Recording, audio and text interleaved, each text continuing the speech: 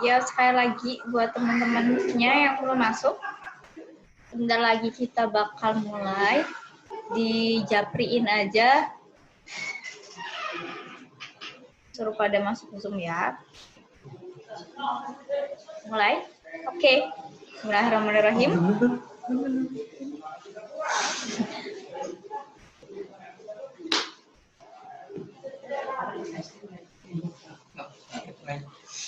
Mulai ya. Bismillahirrahmanirrahim. Assalamualaikum warahmatullahi wabarakatuh. Raditu billahi robba wa bil islami dina wa bi Muhammadin nabiyya wa rasulah. Rabbi zidni ilma warzuqni fahma, amin ya rabbal alamin. Puji syukur kehadirat Allah Subhanahu wa taala yang telah memberikan kita nikmat sehat, nikmat iman, nikmat Islam, sehingga kita dapat berkumpul dalam acara ini, yaitu Speakers Conference, yang dalam hal ini dilaksanakan oleh Speaker CUE Wardah UM Lampung. Selanjutnya, sholawat teriringkan salam semoga tetap tercurahkan kepada Nabiullah Muhammad Sallallahu Alaihi Wasallam. Sebelumnya, yang terhormat kepada Kak Aulia Sari Cahyani, yaitu di sini sebagai narasumber. Selanjutnya, yang terhormat kepada Kak Muhammad Ilham Fuadi sebagai Ketua PIK RCUI Wardah. Langsung saja ya, kita buka acara ini dengan mengucap lafal basmalah. Acara yang selanjutnya yaitu sambutan yang akan disampaikan oleh Ketua Umum UKM PIK RCUI Wardah kepada Kak Ilham Fuadi. Silakan.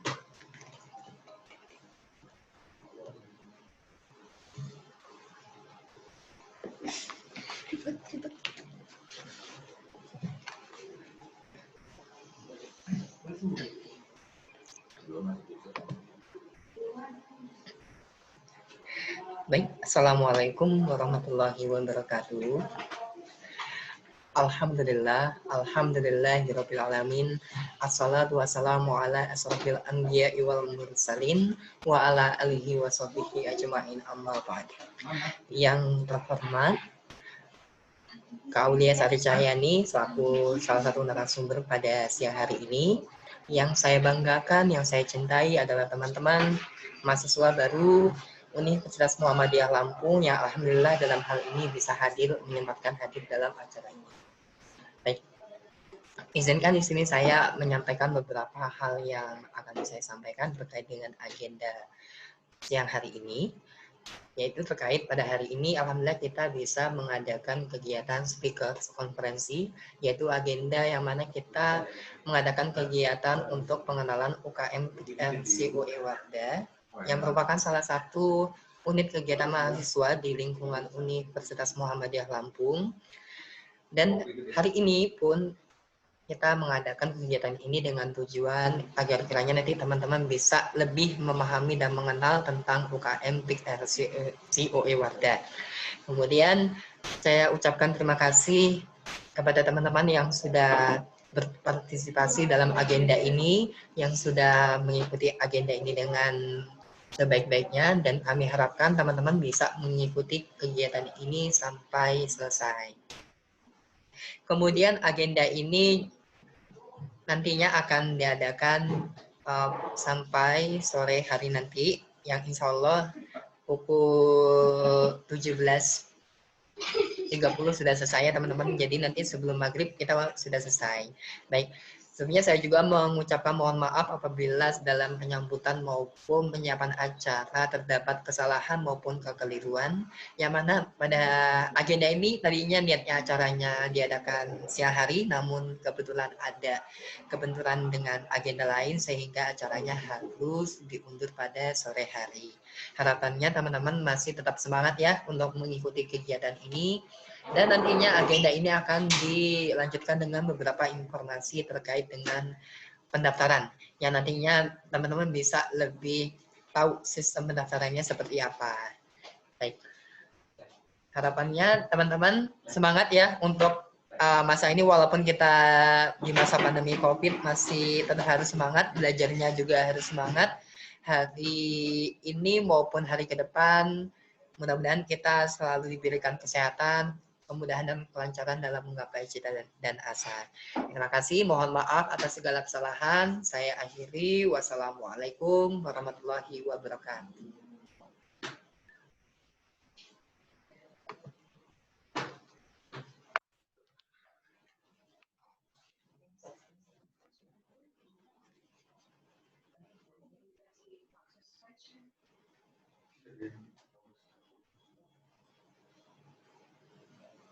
Ya, baiklah. Itulah sambutan dari Ketua Umum kita, yaitu Kak Ilham Wadi. Selanjutnya kita memasuki acara inti, yaitu acara Speakers Konferensi. Kita pengen tahu nih, di sini nanti Kak Ule ngasih tahu tentang apa itu Wardah, terus program kerjanya apa, dan yang berhubungan dengan Wardah. Sebelumnya, di sini saya ingin membacakan CV dari Kak Aulia Sahri Cahyani, yang biasa kalau misalnya kita udah kenal itu manggilnya Kak Ule, gitu ya. Iya, Kak Ule. Ya, CV dari Kak Ule, beliau tinggal di Bandar Lampung. Nah, ini dia. Tempat tanggal lahir Bali G 4 Mei 1997. Lalu sarjana di Universitas Muhammadiyah Lampung, jurusan psikologi. Pengalaman kerja, student employer, Badan Penerimaan dan Mahasiswa Baru Universitas Muhammadiyah Lampung dari 2019 hingga 2020. Organisasi dan prestasi Koordinator Wilayah ILMPI Wilayah 1 2018 hingga 2019, Demisioner Ketua PIK-R COE Wardah, lalu Duta Genre Provinsi Lampung 2016, UWER Mahasiswa Berprestasi Tingkat Kopertis Wilayah 2 2007, lalu pengalaman riwayat pendidikan SD Muhammadiyah Prengsewu, SMP Negeri 1 Prengsewu, SMA Negeri 1 Prengsewu, dan tadi sudah dijelaskan selanjutnya ada di Universitas Muhammadiyah Lampung. Ya, langsung saja tanpa berlama-lama, waktu dan tempat Kak Ule dipersilakan.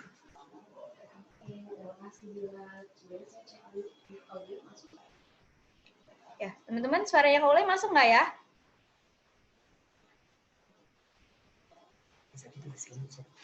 Kak, enggak, pelan. Suaranya pelan. Oh, pelan. Pelan ya. Suaranya pelan, Kak. Suaranya sudah lebih jelas atau belum? Kurang gede.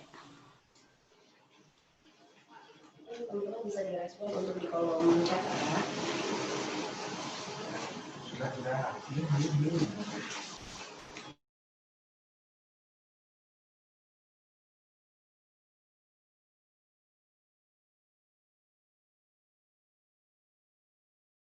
Ya, gimana teman-teman? Suaranya udah masuk belum ya? Kurang besar, tapi kedengeran. Oh iya, berarti kalau kurang besar saya lebih keraskan lagi suaranya. Kedengeran?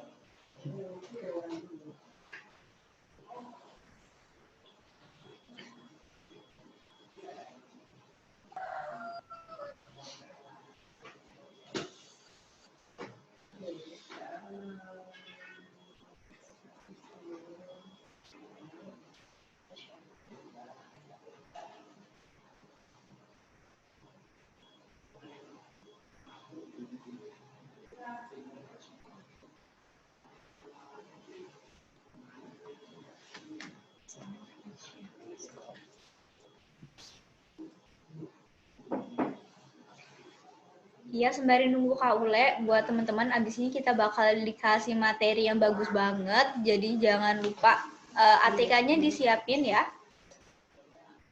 Kalau mau nanya nanti langsung ada di kolom Q&A-nya.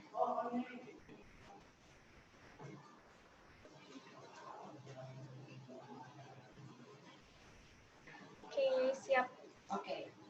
Udah masuk ya, suara udah lebih jelas atau belum?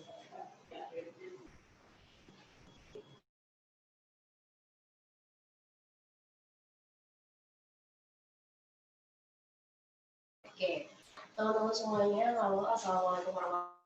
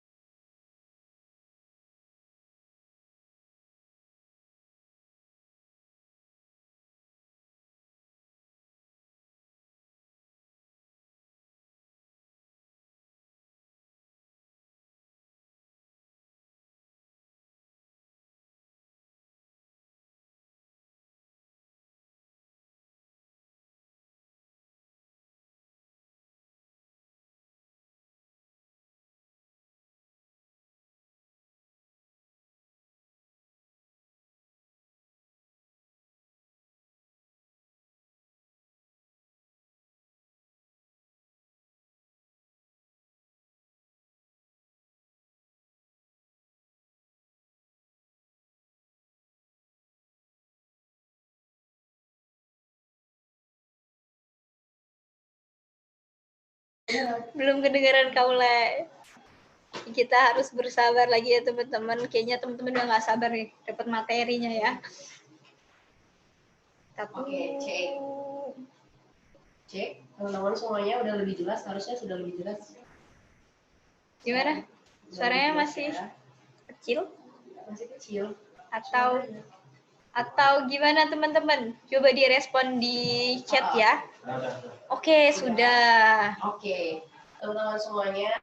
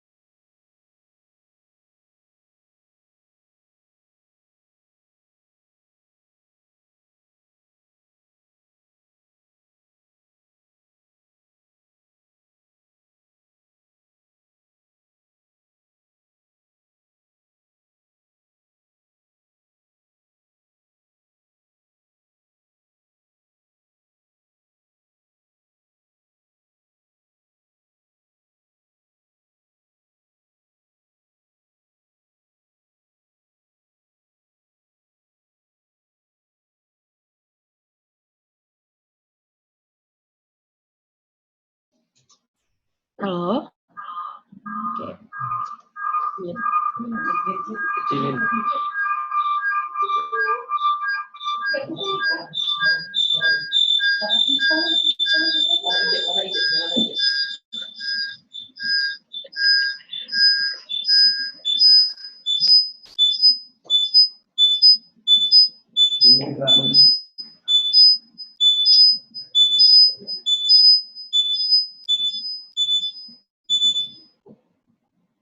Oke, kita lanjut lagi untuk share screen-nya.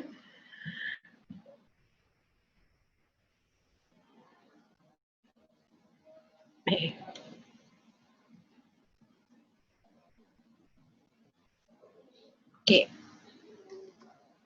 Ya, teman-teman semuanya, sebelum kita lebih jauh berbicara tentang sebenarnya PIK itu apa dan apa yang bisa kita lakukan dan atau mungkin kita bisa jadi seperti apa ketika kita masuk di PIK, saya di sini mau menyampaikan dulu hal yang paling pertama yang bisa kita lakukan untuk menjadi versi terbaik dari diri kita itu adalah ketika kita bisa total pada suatu hal gitu. Nah, dalam hal ini itu adalah PIK. Jadi dalam kesempatan kali ini saya mengusung sebuah tema How Can I Love PIK gitu kan. Jadi saya ingin berusaha mengajak teman-teman semua belajar untuk jatuh cinta gitu. Jadi kita akan berusaha untuk menebar cinta hari ini teman-teman semuanya. Saya berharap teman-teman nanti bisa lebih banyak di sharing session nanti ya. Oke. First of all, yang paling perlu untuk kita lakukan itu adalah mengetahui step by step how to fall in love. Yeah. Mungkin di antara teman-teman semuanya juga tahu kayak mana caranya PDKT sampai dengan jadian, mungkin sampai dengan bubaran gitu. Tapi kayak mana caranya teman-teman bisa mengenali satu organisasi sampai mendapatkan manfaat dari satu organisasi, itu yang saat ini kita akan bahas gitu ya. Oke. Dalam kesempatan ini saya membagi menjadi 4 tahapan. Di tahap yang pertama, kita harus mengenali terlebih dahulu PIK itu apa. Kayak mana cara kita untuk bisa mengenali PIK itu paling mudah adalah mengetahui profile. Profile itu nanti kita bukan hanya sekedar mengetahui PIK adalah pusat informasi dan konseling. Bukan hanya sebatas itu. Jadi kita akan lebih mengetahui dengan PIK itu kita bisa apa, dengan PIK kita punya program apa manfaatnya, apa tujuannya, dan how to improving yourself. Nah, itu nanti akan kita bahas lebih lanjut ya. Lalu yang kedua apa? Logikanya ketika kamu mau dekat sama orang, atau ya mungkin lebih mudah kalau mengibaratkan PIK itu adalah orang ya. Tahapan yang kedua adalah kamu mengenali dulu diri kamu kayak mana. Setelah kamu tahu dia, kamu coba cocok diri kamu. Ada nggak sih kira-kira potensi dalam diri kamu yang bisa cocok? Sebutlah di dalam PIK, kamu sudah tahu ada bagian-bagiannya, ada program-program di dalamnya. Nah, kamu cocokin sama diri kamu. Oh iya, aku punya gift nih, atau aku punya bakat di public speaking, aku punya bakat untuk di kegiatan-kegiatan sosial, atau lainnya gitu. Kamu sudah menyadari ada kecocokan antara kamu sama PIK. Maybe kamu bisa klik. Sepertinya kamu akan bisa menemukan satu chemistry gitu yang baik, sehingga tahapan selanjutnya adalah menciptakan satu tujuan. Menciptakan satu tujuan kok di tahap ketiga Kak, bukan buat rencana dulu. Bukan. Kalau kamu meletakkan perencanaan terlebih dahulu sebelum kamu tahu tujuannya, kamu akan akan terjadi bias, akan terjadi kebingungan. Sebenarnya kamu melakukan sesuatu itu untuk apa? Kayak gitu. Jadi hal yang paling utama sebelum akhirnya kamu mengerjakan sesuatu atau membuat sesuatu adalah tahu terlebih dahulu tujuannya seperti apa. Sama halnya dengan organisasi, hal yang paling utama untuk kamu bisa menentukan apa yang mau kamu lakukan, kamu harus tahu dulu visinya seperti apa. Kayak gitu. Nah, kamu jadi tetapkan tujuan. Lalu setelah tujuan, buat perencanaannya. Kayak gitu. Atau bisa menulis. Gitu ya. Baik. Untuk semuanya, jadi kalau kita berbicara tentang PIK, ada banyak sekali yang nantinya dijelaskan lebih lanjut oleh Kak Ilham gitu ya. Nanti tentang PIK itu apa sebenarnya, terus habis itu prestasi-prestasi seperti apa yang bisa diraih di dalam PIK. Mungkin nanti akan lebih jauh di sana. Nanti saya akan sharing juga seperti itu. Lalu ketahui potensi diri yang paling mudah itu adalah mungkin teman-teman nanti bisa lebih mempelajari tentang SWOT. SWOT itu adalah bagaimana kamu tahu kelemahan yang ada dalam diri kamu, kekurangan, sampai dengan melihat peluang, dan juga melihat sebenarnya hal-hal apa yang bisa mengancam dalam diri kamu ataupun dari luar, yang pada akhirnya nanti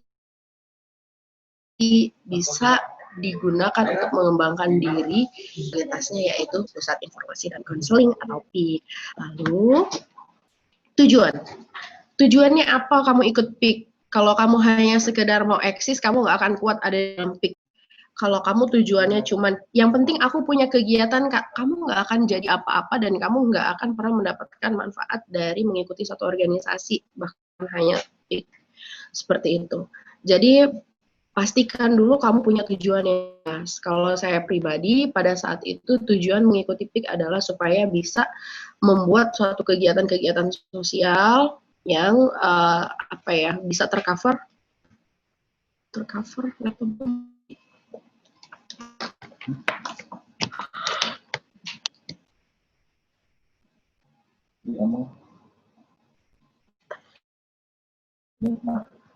Tapi dia nggak mati. Cek suaranya Kaule masuk nggak ya? Tapi dia nggak mati.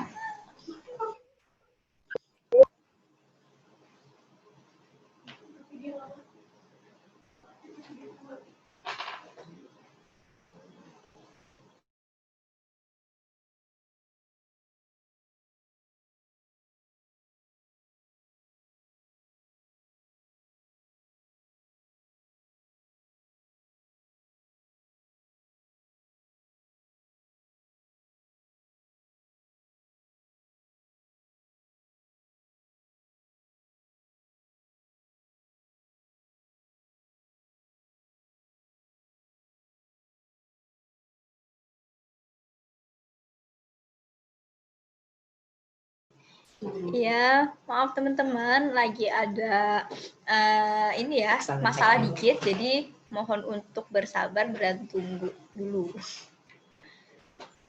Diingetin lagi sembari nunggu teman-teman yang belum masuk diminta untuk masuk ke Zoom ya.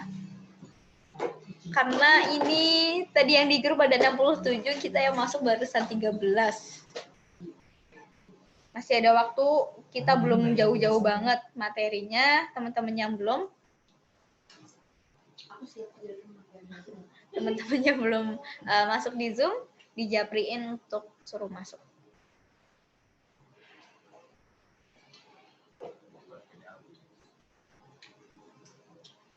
Dari perkenalan tadi aja tentang how to love, ya how to love. Gimana? How can I love? How can I love itu udah menarik banget, udah disampaikan Kak Ule gimana kita mencintai PIK itu sendiri sampai nanti kita survive ada di PIK. Tadi aku dengar sedikit materinya Kak Ule. Kalau misalnya kita cuma numpang eksis itu nggak akan bisa bertahan. Dan pasti setelah ini kita bakal banyak materi-materi yang menarik lagi. Ini barusan dikit banget materi yang disampaikan sama Kak Ule, tapi ternyata ada masalah. Jadi mohon bersabar ya teman-teman.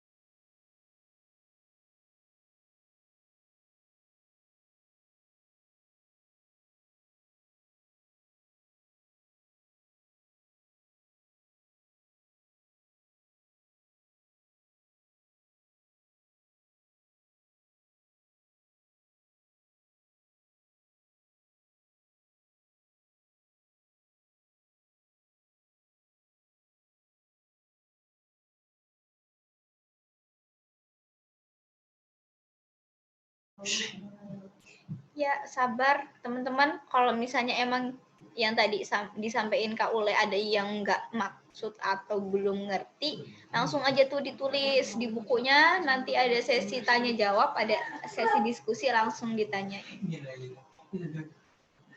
Tuh.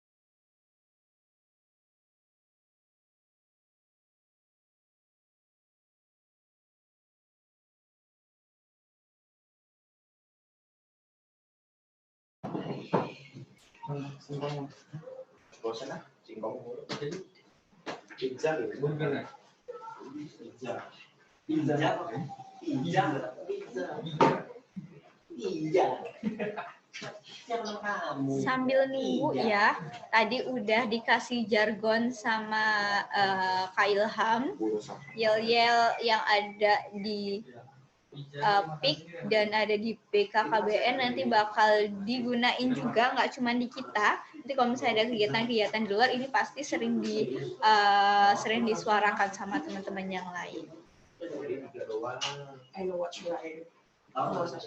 Salam genre, salam. Nah, mana yang lainnya? Masih stay kan di sini ya? Makan lagi, kan nasi, jangan kasih kok.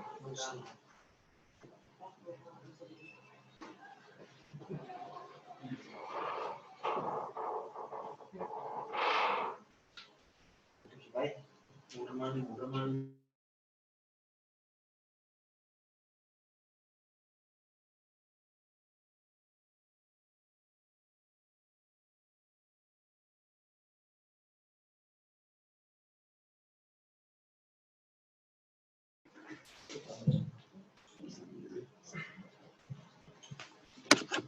Yuk kita yel-yel dulu ya, sambil nunggu. Udah join. Kita bakal ngasih tahu tadi katanya Kak Ilham udah sama-sama kita dengerin ya. Salam genre, salam. Tuh. Terus kalau misalnya ada yang ngomong remaja genre, sehat, cerdas, ceria. Terus kalau misalnya ada yang ngomong genre Indonesia, saatnya yang muda yang berencana. Bisa ya?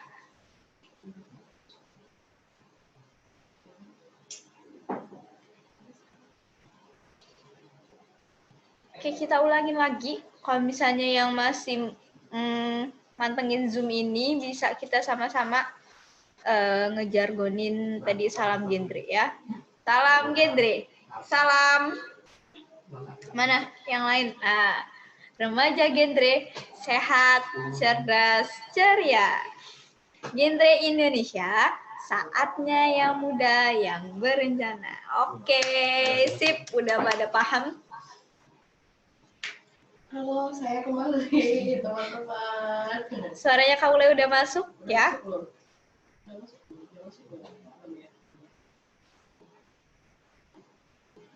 Masih mute Kak Ule.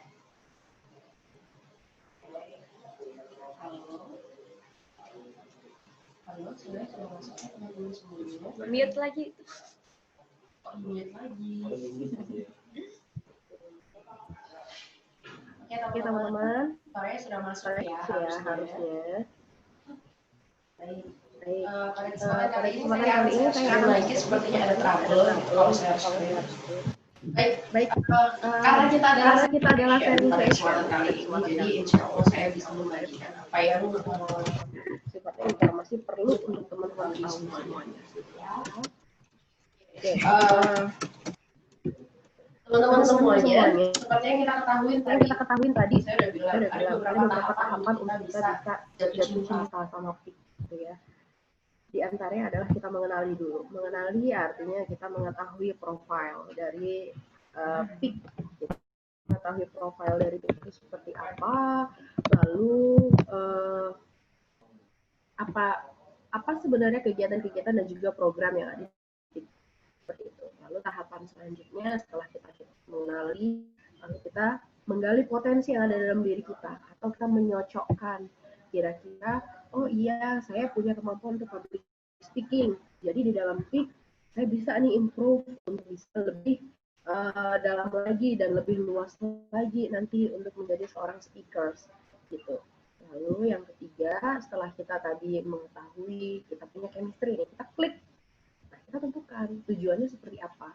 Kamu tujuannya mau apa? Kalau cuma mau eksis kayak tadi udah diingetin sama Bila, maka kamu nggak akan bisa. Suara Kak Ule putus-putus. Coba dicek lagi untuk koneksinya ya. Kalau yang putus-putus mudah-mudahan nggak, kan putusnya baik-baik. Oke, kita lanjut lagi teman-teman ya. Nah, kalau misalnya teman udah memiliki satu tujuan, sebutlah tujuannya saya pengen banget bisa membuat event yang melibatkan banyak orang untuk meningkatkan awareness nih. Awareness-nya untuk apa?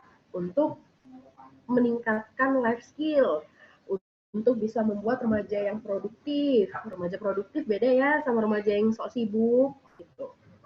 Nah, ketika itu sudah kamu tentukan goals-nya, kamu misalnya pengen buat gerakan sebutlah 100 mahasiswa apa ya, bisa 100 mahasiswa melakukan kampanye untuk anti mager-mager klub gitu. Misalnya kamu punya goal seperti itu ya, itu sudah sangat baik. Artinya apa? Kamu akan berfokus ketika kamu mengikuti suatu peak, kamu punya target. Dan setelah itu kamu akan mempersiapkan tahapan apa yang bisa kamu buat untuk mencapai goals yang tadi sudah dibuat atau tujuan yang sudah dibuat. Nanti kita akan belajar untuk membuat set plan, gitu ya. Lalu selanjutnya setelah kita melalui keempat tahapan tadi, kita membuat sampai dengan pembuatan set plan tadi, ada hal lain yang kita perlu ketahui. Profile, tentang profile. Teman-teman tahu sebenarnya apa yang mendasari terbentuknya PIK? Kan kemarin waktu di P2K Mataf sudah ada informasi tentang PIK sebetulnya. Barangkali teman-teman boleh nih direspon untuk di grup chatnya. Saya pengen tahu sejauh mana teman-teman sebenarnya sudah mengetahui PIK supaya nanti kita bisa lebih TikTok waktu sharing session-nya. Oke, kalau boleh kasih waktu 2 menit deh. Mau lihat dulu respon teman-teman sudah sejauh apa tahu tentang PIK.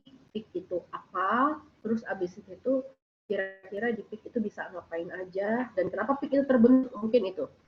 Sebenarnya PIK itu apa sih yang melatar belakangi, kemarin sudah disampaikan Bunda Rini.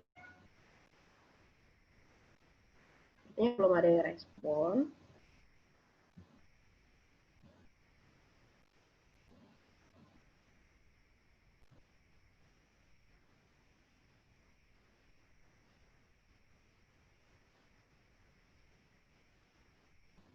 Nanti kita bakal lebih jauh lagi discussion kalau masalah apa skill yang bisa kita latih di dalam PIK. Oke, kita belum sampai tahap itu. Kita bahas dulu tentang sebenarnya PIK itu apa sih? Kenapa ada PIK? Nah, kita bicara di situ dulu nih.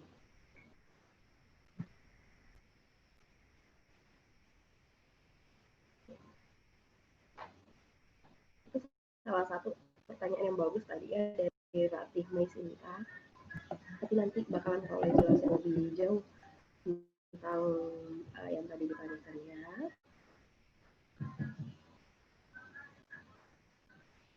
Oke, teman-teman masih ada ragu-ragu untuk jawab ya. Oke. Jadi maka di situ kita berbicara tentang isu-isu tentang remaja, isu-isu keremajaan, isu-isu kependudukan yang semua itu dikemas menjadi satu yang dijadikan landasan untuk terbentuknya PIK atau Pusat Informasi dan Konseling oleh BKKBN, gitu ya. Jadi PIK itu anaknya BKKBN di bawah kementerian. Teman-teman semua sebenarnya ada 3 yang mendasari terbentuknya PIK. Yang paling pertama adalah, tahukah kalian bahwa 66,3 juta penduduk di Indonesia ini adalah remaja? Gitu. Bayangkan dari kurang lebih 260 juta jiwa. 260 atau 267, tolong nanti kalau ada yang tahu pasnya berapa bisa di komen ya. 267 juta jiwa penduduk Indonesia, 66,3%, 66 juta, 66,3 juta jiwa itu adalah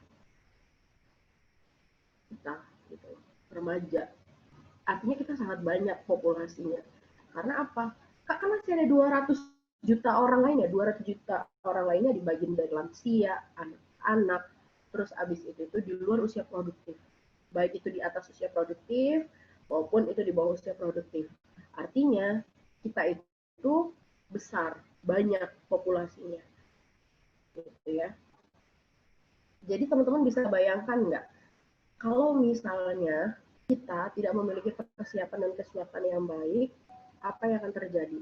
Ketika semakin banyak hal positif dari remaja ataupun semakin banyak hal positif dari pemuda-pemudanya, maka bangsa ini bisa dibayangkan bagaimana masa depannya. Karena 10 sampai dengan 15 tahun ke depan, masa depan Indonesia itu ada di tangan kita. Seperti itu. Nah, tapi coba teman-teman bayangkan bagaimana kalau selebihnya itu adalah berperilaku negatif. Coba dibayangkan terbalik. Seperti itu. Mungkin di antara teman-teman berpikir, ya Kak, ya kalau sekarang sih nggak kelihatan lah, juga sekarang kan yang nakal masih dianggap satu hal yang lumrah. Kenapa kita harus menjadi bagian dari orang-orang itu? Pertanyaan selanjutnya. Nah, BKKBN kemudian merespon lagi. Itu tadi adalah fenomena yang pertama, yang menyatakan bahwa penduduk usia remaja itu adalah menempati posisi yang tinggi. Terus yang kedua apa? Yang kedua itu adalah ASFR gitu ya. Jadi itu angka kelahiran, age specific fertility rate ASFR, kelompok usia 15 sampai 19 tahun. Coba teman-teman, kita masuk kuliah umumnya itu berusia 18 tahun. Ya. Umumnya 18 tahun masuk kuliah. Ini ternyata 15 sampai 19 tahun usia remaja itu ada 48 kelahiran dari 1000 remaja. Itu bukan hal yang bisa disebut suatu prestasi dan bukan suatu hal yang bisa kita anggap biasa. Kenapa Kak? Kalau misalnya hamil terus abis itu dia punya pasangan, artinya di situ adalah suaminya, sebenarnya sah-sah aja. Bukan seperti itu. Coba dibayangkan ke faktor-faktor lainnya. Lihat dari faktor kesiapan ekonomi, lihat dari faktor kesiapan mental dan juga kesehatan dari reproduksinya bagaimana. Lalu dibayangkan lagi bagaimana nanti untuk kemungkinan kekerasan dalam keluarga atau yang bisa berangkat dari 3 aspek yang sebelumnya. Gitu. Nanti kita bisa berbicara lebih jauh. Lalu apa? Yang terakhir adalah kenakalan-kenakalan atau resiko dari usia remaja. Ada yang namanya nafsa, ada yang namanya sex before marriage, atau bisa disebut sebagai seks beresiko. Terus habis itu apa? Tadi yang bisa disebutkan itu adalah early marriage, atau bisa disebut pernikahan usia anak. Ya. Pernikahan usia anak itu apa maksudnya Kak Ole? Maksudnya adalah usia yang belum memasuki batas minimal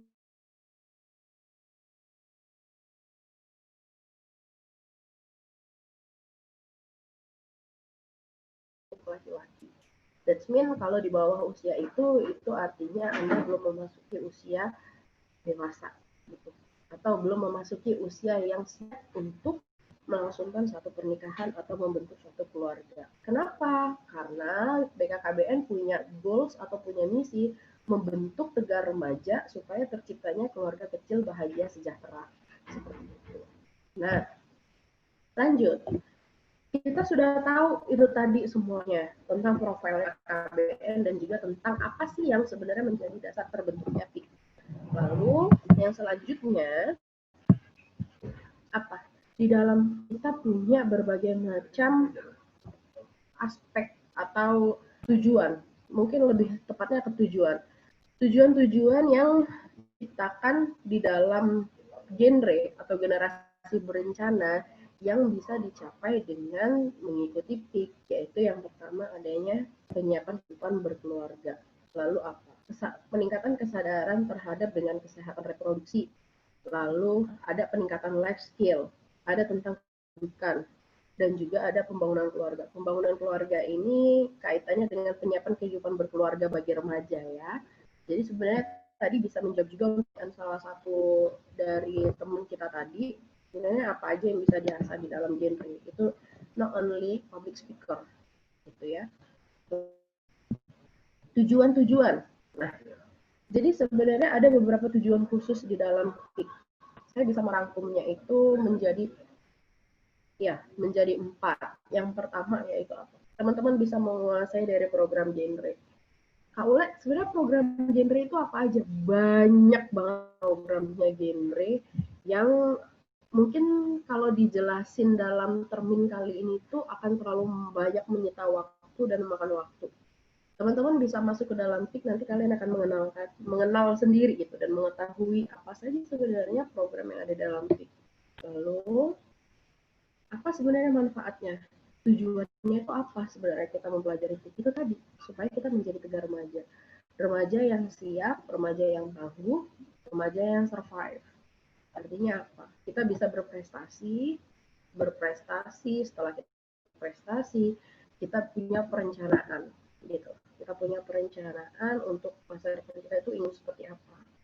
Karena kalau misalnya ada aja orang yang bilang, Kak Ule, udah direncanain itu tuh biasanya malah kerja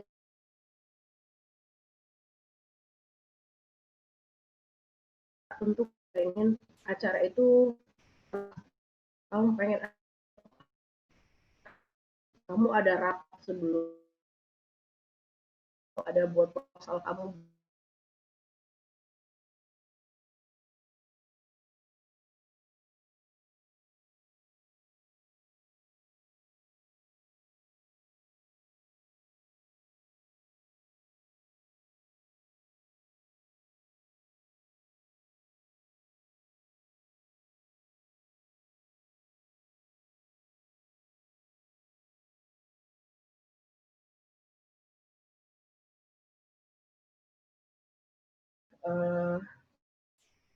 Berbagai macam keuntungan gitu ya. Lalu selanjutnya kita untuk memperluas jaringan atau networking. Apa hubungannya Kak Ule dengan networking? Oke. Kak Ule dulu masuk itu benar-benar nggak punya teman yang satu alma mater dari SMA.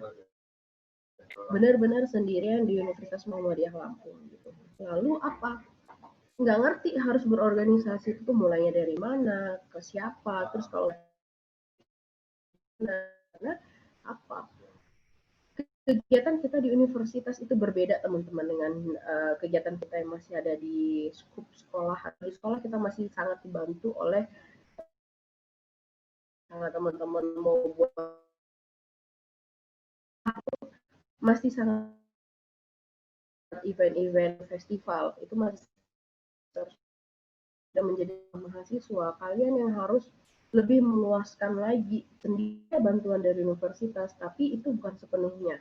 Apalagi itu adalah kegiatan mahasiswa. Nah, dari sini kalian akan memperluas jaringan gitu loh. Bukan hanya tas, bukan hanya sebatas komunitas-komunitas kemahasiswaan lainnya baik internal maupun eksternal kampus, tapi ketika kalian bergabung di PIK, yang paling dekat dengan kalian yang pertama BKKBN.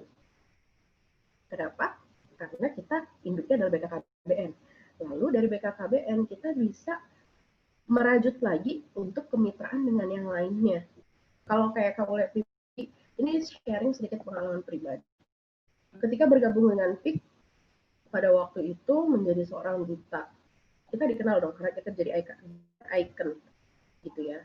Kita keliling-keliling, alhamdulillah keliling Lampung, punya kesempatan pada waktu itu. Nah, dari situ saat menjadi seorang speaker, dikenal oleh orang. Dikenal dari, sebutlah, dari kabupaten-kabupaten lain gitu ya. Nah, mulai dari sana kita mau punya kegiatan, Pak, kita mau punya kegiatan seperti itu rencananya. Mulai dari obrolan-obrolan seperti itu. Kemudian lebih jauhnya baru kita jadikan suatu program untuk pengaplikasian. Coba teman-teman bayangkan kalau kalian bukan orang yang memiliki satu wadah yang resmi, apakah kalian akan dipercaya sama orang? Kalau kalian bukan benar-benar seorang tokoh, mungkin akan sulit untuk dipercaya gitu. Tapi karena kita memiliki satu atau naungan yang jelas, yaitu adalah PIK, induknya di mana, asalnya siapa, pembinanya siapa, itu semuanya jelas, akhirnya apa? Akan lebih mempermudah jaringan kita ketika kita mau membuat satu kegiatan atau untuk kepentingan pribadi kita, itu tetap ada. Kayak gitu ya teman-teman semua. Lalu lanjut, yaitu adalah apa sih untuk meningkatkan kemampuan kita menjadi seorang organisator gitu. Kenapa bisa begitu Kak Ule? Ya, PIK itu sebenarnya adalah salah satu organisasi yang sibuk produktif kalau kalian memang benar berkecimpung di dalamnya. Karena PIK itu mencangkup seluruh aspek kehidupan dari seorang remaja. Teman-teman nanti bisa lebih mempelajarinya, mungkin paling sederhana bisa dipelajari 8 fungsi keluarga. Sederhana saja. Coba teman-teman setelah selesai speak conference ini, bisa dilihat tentang 8 fungsi keluarga. Nah, gambarannya kurang lebih itulah nanti yang akan kalian pelajari di dalam PIK. Hal yang paling kecil, itu adalah hal yang paling kecil. Just a little bit of PIK. Ya. Lalu, yang selanjutnya, teman-teman semua ketika kalian bergabung di dalam PIK, tentunya, kenapa sih kalian bisa berhasil mengimprovisasikan diri? Sebetulnya tidak lepas dari norma, gitu. Norma yang dipegang oleh para Gen Rangers, bukan untuk orang-orang yang bergabung dalam PIK, yaitu salam genre yang tadi dari Pak Abis ini. Salam genre, gitu ya. Salam genre ini punya makna, teman-teman. Genre itu untuk bagian yang ini, yang lingkaran ini, ya, bagian lingkaran ini itu artinya adalah zero. Zero, ini itu adalah zero, atau menekan, meniadakan. Pokoknya enggak deh, gitu ya. Enggak yang berdiri ini artinya adalah triad KRR, atau 3 resiko kenakalan remaja. Oke. Sebenarnya di sini saya pengen banget nayangin salam genre itu seperti apa gitu. Cuma nanti kalau misalnya saya screen terjadi lagi yang tidak diinginkan, itu terlalu merepot diri kan. Jadi nanti teman-teman bisa, mungkin nanti Kak Ilham bisa ditayangkan ya. Oke. Nanti dia akan jauh sama Kak Ilham. Kita berbicara tentang triad KRR. Triad KRR itu apa ya Kak Uwe? Tadi yang sudah disampaikan.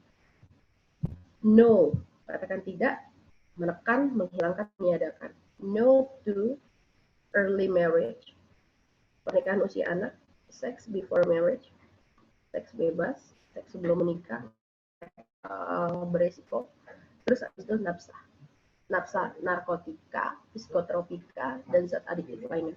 Saya minum dulu ya.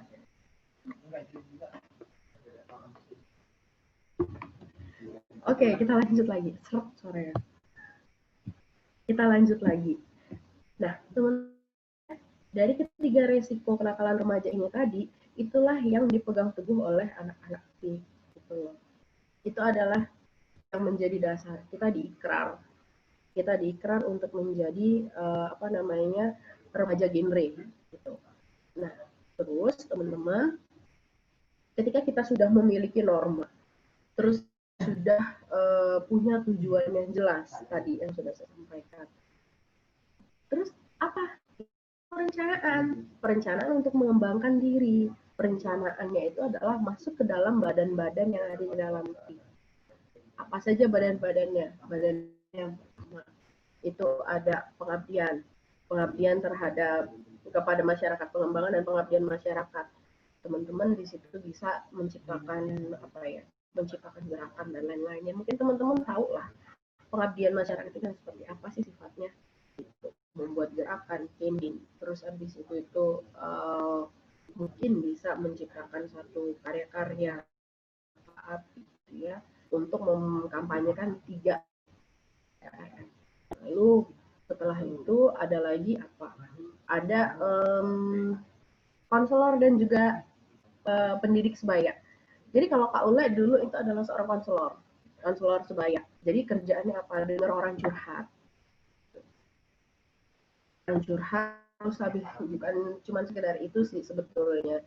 Jadi kalau kita itu untuk mencapai tahapan konselor itu harus ada pengasihan gitu. Jadi kita harus mengikuti pelatihan dulu, terus kita ada pengambilan nilainya seperti apa dulu supaya kita bisa menjadi konselor. Karena memang tidak menjadi konselor, kita harus jadi dulu seorang pendidik sebaya.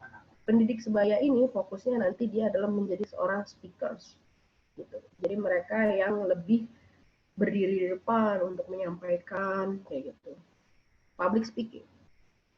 Lalu ada juga apalagi Infokom dan Humas ya. Ada Infokom dan Humas ini kayak dengan kerjasama, lalu apa penyebaran dari informasi semuanya itu di cover di dalam sana. Jadi teman-teman pun bisa berkreasi berkreasinya apa? Teman-teman bisa buat, kalau di genre, di forum genre Lampung sebutlah ya, karena kita bergabungnya di bawah naungan forum genre Lampung, kita tuh sering membuatnya itu adalah apa? Video layanan masyarakat atau iklan. Nah, itu kita sering kayak gitu. Terus abis itu kita bisa menjadi seorang content creator. Sebenarnya seperti itu teman-teman, kurang lebihnya. Terus setelah ada infocom dan lain-lain, apalagi ya yang belum disebutin tadi. Udah, nanti kalau misalnya ada yang kurang nanti tambahin lagi ya teman-teman. Terus selanjutnya, lebih jauh dari itu semua, ada beberapa hal yang pengen. Oh iya, satu yang paling penting, life skill. Ya, life skill itu adalah pengembangan semua. Jadi life skill itu teman-teman bisa bayangkan di dalam situ kita akan ada assessment, ada pengembangan. Jadi ada skill adalah di bidang kecantikan, kalian bisa mengembangkan itu. Ada yang punya skillnya itu di pengembangan pada waktu itu, waktu saya di PIK, ada yang mengembangkan dari yaitu membuat kerajinan kayak itu. Jadi membuat kerajinan dari barang-barang atau bahan-bahan bekas. Nah, itu yang di remake lagi. Jadi itu macam-macam banget. Makanya kenapa tadi saya bilang untuk menjadi inovasi dan juga untuk berkreasi. Nah, itu sebenarnya materinya hanya sifatnya hanya memperkenalkan. Tapi lebih jauh dari sana, ada beberapa hal yang pengen Kak Ule sampaikan, yaitu tentang sebenarnya apa personal untuk diri ini sendiri gitu ya. Ya teman-teman sedikit berbagi cerita. Kalau mungkin kita belum pernah ketemu sebelumnya, tapi kalau kalian tahu kalian mungkin tidak akan menyangka kalau saya adalah ex gitu. Yang menyandang status 1 tahun seumur hidup menginspirasi. Itu adalah moto seorang Andre kayak gitu. Jadi kalau teman-teman ketahui, I'm not a pretty girl. Gitu. Kalau misalnya kita membanding diri kita atau saya membandingkan diri saya dengan orang lain, masih banyak orang di luar sana yang jauh lebih pantas untuk menjadi seorang duta. Dilihat secara fisik.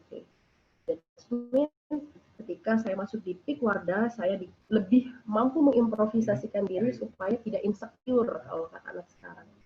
Gitu. Jadi teman-teman perlu ketahui bahwa menjadi seorang duta pada waktu itu, jujur itu bukan suatu tujuan. Tujuan saya adalah bisa menciptakan suatu kegiatan berkolaborasi dengan organisasi atau dengan mahasiswa dan juga dengan organisasi-organisasi lain kayak gitu. Pada waktu itu begitu, untuk bisa mengabdi di daerah-daerah. Itu sebenarnya hal yang dari dulu pengen banget dilakukan. Ada lihat banyak cantik-cantik gitu yang ikut dan nggak bisa dibilang nggak, kalau orang lihat nggak akan sama sekali berpikir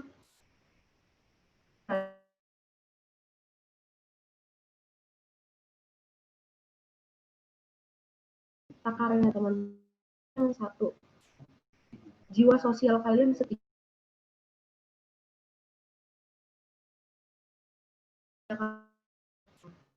Nah, dicari karakter seseorang bisa dijadikan sebagai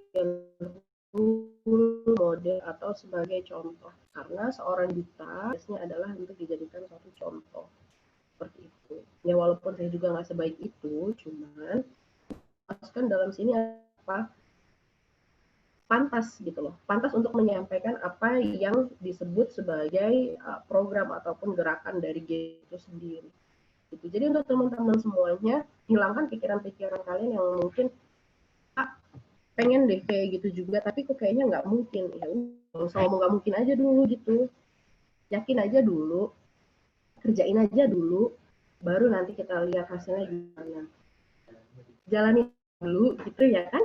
Kan tadi how can I fall in love with pig gitu. Kayak mana caranya supaya saya jatuh cinta sama pig? Kayak mana kita jalanin aja dulu gitu. Kita nikmatin aja dulu. Ya kan, teman-teman pasti pernah semuanya, jalanin aja dulu. Oke, lanjut. Nah, setelah terus itu berjalan, akhirnya kesempatan lebih jauh berjalan terus gitu kan. Setelah menjadi seorang duta, ternyata punya kesempatan untuk bisa menjadi seorang mentor dari duta-duta. Nah, itu lebih keren lagi. Kenapa? Karena kita punya poin plus.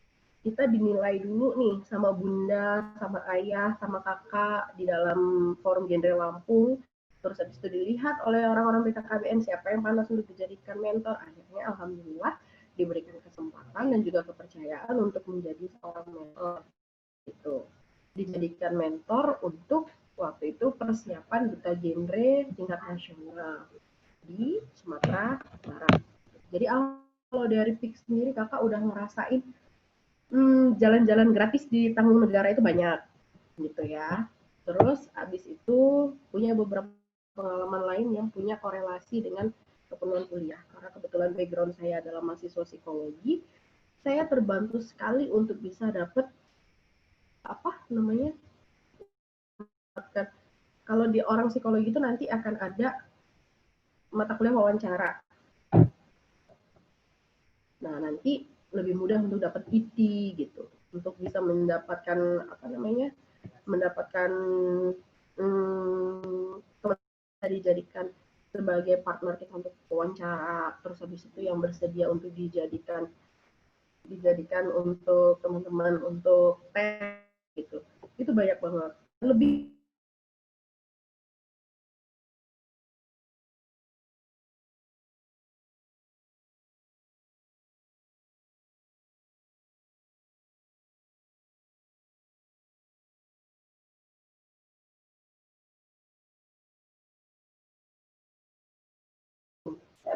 berangkat dari NAPSA, bekerja sama juga dengan BNN, yaitu tadi networking.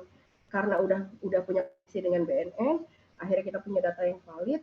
Saya menggunakan isu-isu dari NAPSA yang ada di Provinsi Lampung untuk berangkat menjadi mahasiswa berprestasi pada waktu itu. Alhamdulillah menjadi awardee. Nah, untuk teman-teman semuanya, ikutin organisasi yang bisa menunjang semua skill yang ada dalam diri kalian. Oke lah, kalau misalnya nggak semua, tapi setidaknya yang memberikan manfaat untuk perjalanan kuliah kalian dan juga untuk keperluan kalian gitu. Jangan mengikuti organisasi yang kelihatannya keren aja gitu. Keren aja tuh nggak cukup untuk jadi mahasiswa gitu loh.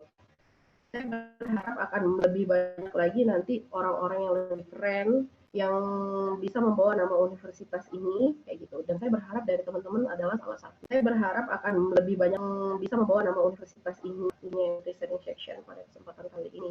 Kita ya, untuk selebihnya kita langsung tanya jawab atau gimana? Langsung. Oke. Ini ada beberapa pertanyaan yang aku tuh seneng banget gitu bacanya karena kayaknya benar-benar dari dalam diri gitu pertanyaan-pertanyaan. Oke, ini ya, izin bertanya Kak. Pendiri sendiri itu siapa ya? Terima kasih. Jadi kalau untuk pendiri Pikwarda nanti dijelasin dulu. Nanti Kak Ilham yang bakal bercerita tentang sejarahnya Pikwarda ya. Terus organisasi UML yang menaungi BKKBN untuk menjadi warga. Oh, ini ada Anton Oktogen yang menjawab ya. Bener, emang iya bener tuh tadi yang disampaikan sama Anton Oktogen ya. Itu bener banget. Terus abis itu izin bertanya Kak, apakah Pikwarda sendiri sudah membantu dalam meningkatkan program pembangunan negara? Oke, gini teman-teman. Dalam membantu perencanaan peningkatan program pembangunan negara, gini, kita di dalam PIK nantinya akan membantu untuk Monef dari BKKBN. Itu adalah salah satu bentuk nyata bahwa Pikwarda itu pun berkontribusi untuk pembangunan negara. Kayak mana Kak cara Monef itu? Jadi gini, kita bergerak konsentrasinya tadi sudah saya sebut. Ada kependudukan, ada persiapan usia ada persiapan menuju berumah tangga gitu ya, keluarga gitu. Terus habis itu ada untuk menciptakan generasi yang lebih berkualitas. Kayak mana caranya kita? Kita memang bukan terfokus untuk mengkaji. Mengkaji itu sudah ada sendiri bagiannya di dalam BKKBN.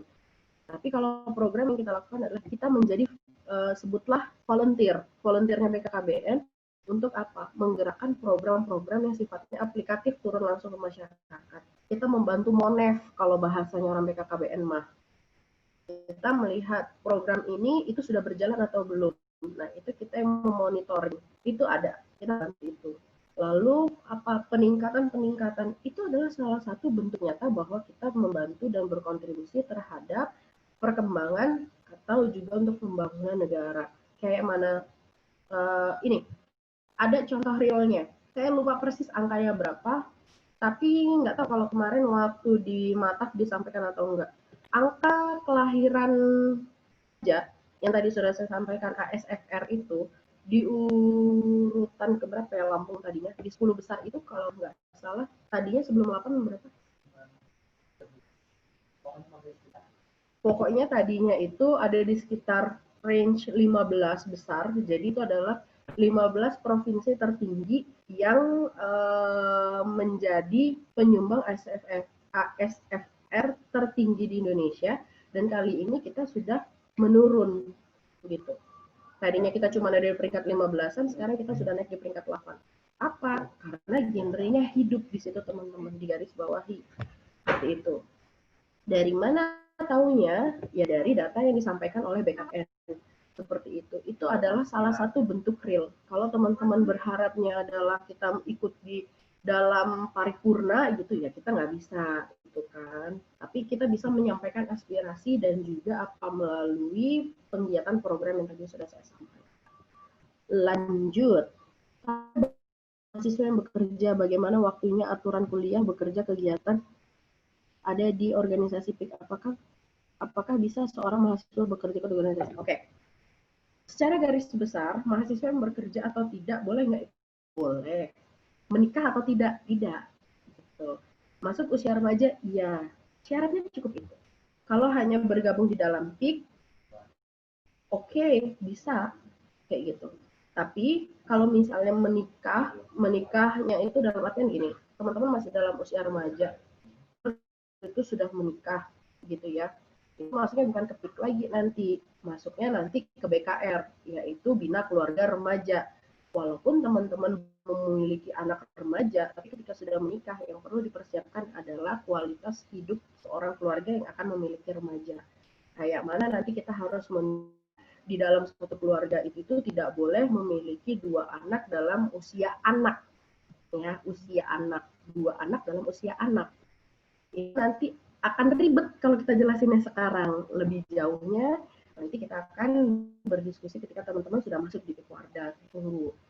Nah, bekerja gimana Kak? Gini teman-teman, prinsip dasarnya dalam satu organisasi itu tidak memaksa setiap anggota harus selalu hadir. Tapi apa yang diperlukan itu adalah kontribusi dan juga bentuk apa yang mereka kerjakan, program seperti apa, kayak gitu. Kalau teman-teman merasa sanggup dan mampu untuk membagi waktu, alhamdulillah itu bagus banget gitu. Dan kalian akan punya nilai plus karena kalian bisa sharing dengan teman-teman yang mungkin belum bekerja dan ini menjadi salah satu sarana untuk healing di kampus. Pasti tugas di kampus nanti itu akan sangat membosankan, apalagi sekarang semua masih daring gitu ya. Saya tahu sekali, mungkin kalau di semester 1 itu adalah waktu-waktunya haus-hausnya untuk mengeksplorasi diri gitu. Nggak masalah, ikutin aja gitu. Kalaupun misalnya nanti ada aturan-aturan tertentu, mungkin itu bukan ranah saya lagi untuk lebih jauh berbicara di sana, karena ada pengurus dalam PIK yang bisa menceritakan tentang persyaratan khususnya untuk di periode ini kayak mana gitu ya. Nanti mungkin itu yang bisa menjawab adalah teman-teman pengurusan yang saat ini. Lanjut, bagaimana caranya supaya kita bisa lebih percaya diri? Izin bertanya Kak, bagaimana caranya supaya bisa berbicara di depan umum tapi tidak grogi seperti Kak Ule, Kakak Ilham, gantung banget sih, OMG. Lalu bagaimana bisa ganteng kayak Kak Ilham? Oh, itu saya tidak bisa menjawab ya, kalau ganteng kayak Kakak Ilham. Oke. Terus ini tadi pertanyaannya kayak mana supaya bisa lebih percaya diri. Teman-teman, percaya diri itu hal yang paling utama yang mendasari adalah apa? Kalian memahami apa yang ingin kalian sampaikan. Gitu ya. Terus selain itu, kalian bisa lebih kalian bisa lebih diri kalian sehingga kalian bisa mengatasi grogi yang mungkin akan muncul. Dan yang pastinya adalah latihan untuk trik-trik yang sangat diperlukan untuk menjadi seorang public speaker. Mohon maaf ya teman-teman kalau misalnya mata saya agak kanan, agak kiri ke atas karena banyak sekali distraction di depan di balik layar ini.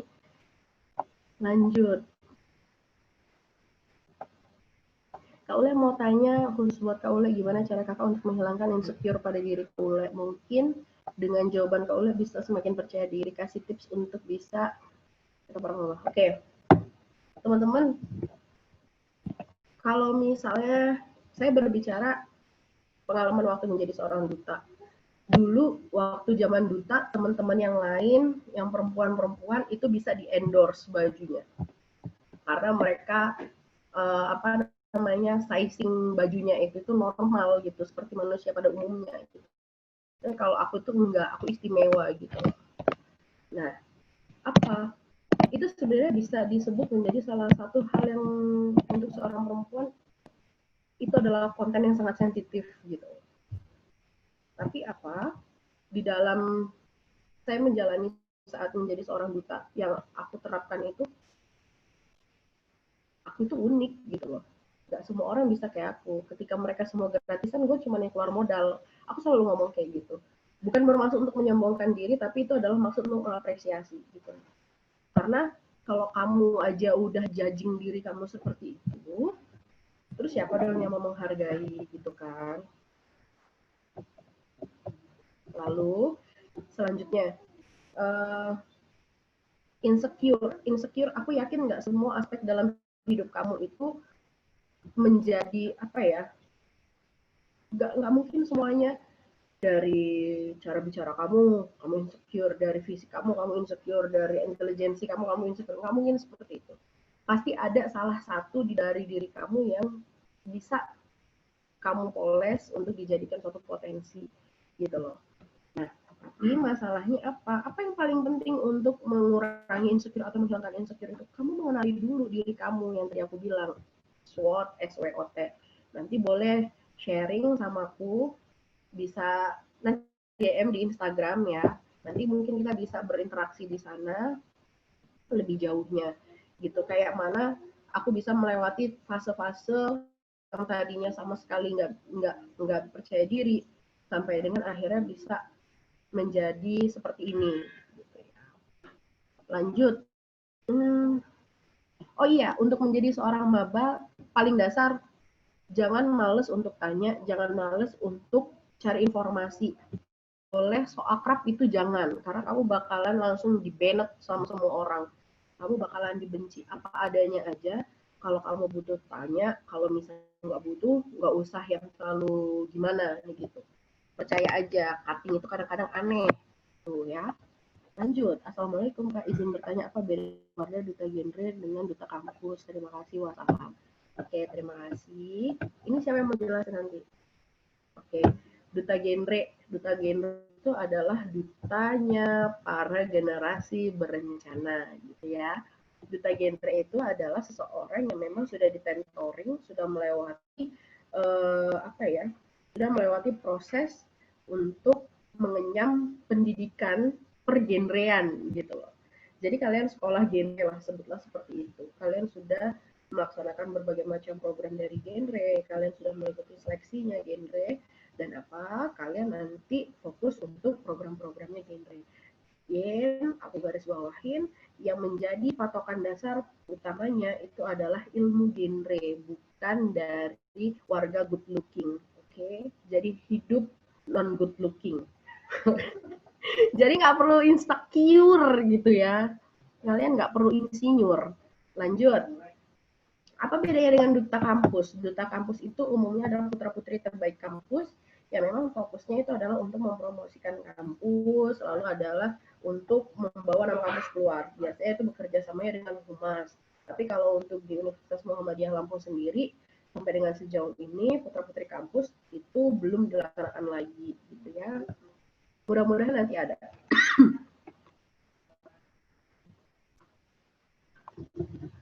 Lanjut. Izin bertanya, bagaimana dengan kontribusi masyarakat dengan kegiatan yang dilakukan oleh pemerintah? Masyarakat, bagaimana dengan kalian masuk ke masyarakat? Jadi semakin banyak kalian belajar untuk bisa dekat dan bermasyarakat, maka seperti itu pula kalian akan diterima di masyarakat.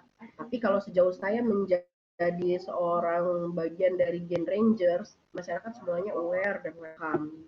Jadi menurut bagaimana caranya terlihat ini? Pertanyaan ini, Masya Allah, tabarakallah. Oke. Persaingan atau proses seperti apa, Kak, dalam pemilihan duta genre? Persaingan dan proses seperti apa? Yang jelas, persaingannya sangat ketat. Karena apa? Untuk menjadi seorang duta genre, kita akan melihat dari soft skill-nya. Hanya sekedar soft skill, life skillnya seperti apa, penguasaannya terhadap program genre seperti apa, dan secara karakter pribadinya seperti apa, karena nanti kita akan ada ya teman-teman semuanya. Mungkin itu aja sesi dari aku, terima kasih. Kalau misalnya nanti ada info yang kalian perlukan, kalian bisa sharing lewat DM ya. Ini aku share untuk IG aku, IG ya. Nah, teman semuanya, terima kasih untuk perhatiannya, terima kasih untuk responnya luar biasa, dan terima kasih sekali kalian sudah berbagi pertanyaan. Mudah-mudahan dalam kesempatan aku bisa berbagi cerita lebih deep lagi dengan kalian gitu ya. Itu aja sih dari aku. Mohon maaf ya karena tadi banyak trouble dan juga mungkin belum maksimal bisa ngobrol dengan kaliannya. Aku berharap kalian ini nanti bisa lebih dari aku, bisa lebih keren lagi, bisa mengikuti materi selanjutnya dengan lebih baik dan kondusif. Terima kasih. Saya kembali ke moderator. Ya, terima kasih juga Kak Ule, Masya Allah ya. Masya Allah, tabarakallah atas materinya yang sangat luar biasa nih, yang kemarin-kemarin masih bingung apa itu PIK, itu apa aja yang ada di PIK ini tadi udah dijelasin panjang lebar dan sangat jelas gitu ya dari Kak Ule, dan pastinya menambah semangat teman-teman lagi untuk bergabung di PIK gitu. Oke, tadi ada beberapa pertanyaan yang belum dijawab dan akan dijawab sama Kak Ilham. Dan Kak Ilham mungkin akan sedikit ngasih materi tambahan yang itu pasti berguna bagi kalian. Langsung aja kepada Kak Ilham di sini. Oke, ini.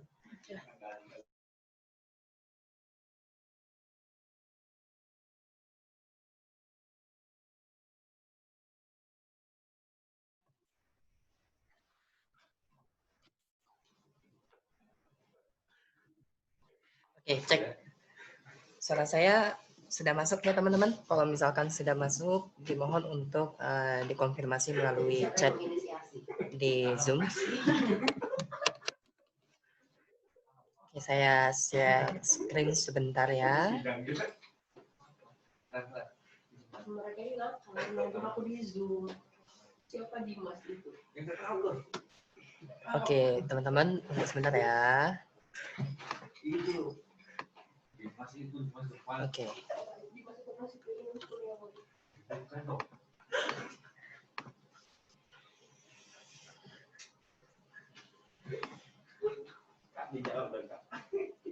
Oke, udah muncul atau belum, teman-teman? PPT-nya? Kalau sudah, bisa dikonfirmasi ya.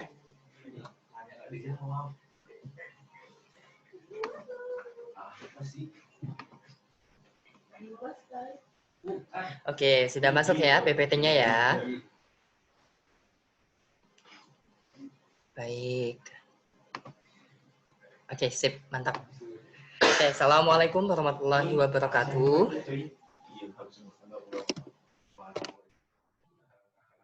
Alhamdulillahirrabbilalamin. Assalatu wassalamu ala asrofil anbiya wal mursalin wa ala alihi wa sahbihi ajma'in amma ba'd.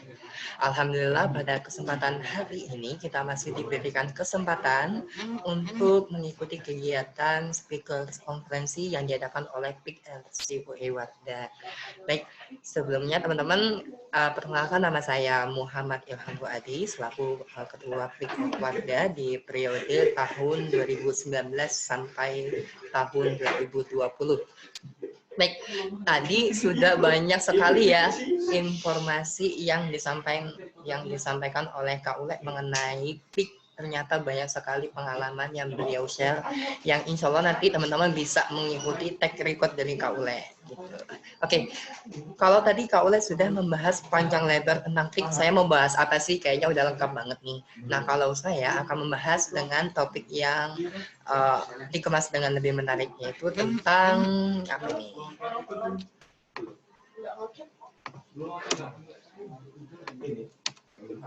Oke, baper _ PIK. Ya, kenapa kalau disebut baper? Kayaknya teman-teman di sini sudah pernah merasakan yang namanya baper ya. Kayaknya pernah merasakan ketika teman-teman lagi galau ya. Oke, tapi di sini baper yang saya maksud itu bukan bawa perasaan, oke? Baper yang saya maksud adalah bawa perubahan PIK LCUE Wardah. Jadi di sini teman-teman adalah merupakan bagian dari agent of change yang nanti bisa membawa perubahan. Nah, namun sebelumnya sebelum saya lebih lanjut untuk memaparkan beberapa informasi dan sharingnya, akan ada beberapa ketentuan yang harus kita patuhi bersama, yaitu kontrak belajar. Selama sesi diskusi ini berlangsung, diharapkan teman-teman bisa mengikuti materi secara utuh ya. Karena apa? Kalau misalkan teman-teman nanti keputus materinya, nanti bakal miss informasi. Informasinya nggak valid gitu. Jadi teman-teman diharapkan bisa mengikuti secara utuh. Kemudian yang kedua, terlibat aktif dalam kegiatan ini. Jadi teman-teman yang mau bertanya bisa langsung dicek di chat Zoom-nya supaya nanti pertanyaannya bisa kita diskusikan. Kemudian yang terakhir adalah fokus. Kenapa kok harus fokus? Walaupun kita udah sore ya, tapi paling tidak kita pusat perhatiannya dialihkan ke kegiatan ini supaya kita bisa lebih konsentrasi, informasinya tidak miss. Jadi diharapkan teman-teman untuk bisa fokus. Oke, mungkin saya agak sedikit percepat ya karena ini waktunya sudah mepet, sudah menjelang mau maghrib. Jadi ada beberapa informasi yang mungkin saya agak skip ya. Oke, nah tadi Kak Ule sudah menyinggung soal genre. Sebenarnya genre itu apa udah dijawab sama Kak Ule. Tapi mungkin saya di sini memperkenalkan lagi teman-teman tentang salam genre. Nah, atau mungkin tadi udah sama Mbak Bila ya, gimana salam genrenya. Mungkin saya sedikit review salam genre itu kayak gimana, kemudian gerakan tangannya harus seperti apa, kita pelajarin sekarang satu-satu, oke? Nah, kalau saya bilang salam genre, teman-teman jawab salam. Tangannya seperti ini ya. Oke. Kalau saya bilang remaja genre, teman-teman jawab sehat, cerdas, ceria. Kalau saya bilang genre Indonesia, teman-teman bisa menjawab saatnya yang muda, yang berencana. Karena berencana itu keren. Ini ya, sarang heo ya. Teman-teman tahu kan ya ini? Kenapa kok bisa sarang heo? Karena logonya kayak gini karena itu melekat pada generasi milenial saat ini ya. Kemudian kalau saya bilang demi apa, teman-teman bisa menjawab demi remaja Indonesia. Nah, itu jargonnya dari generasi berencana.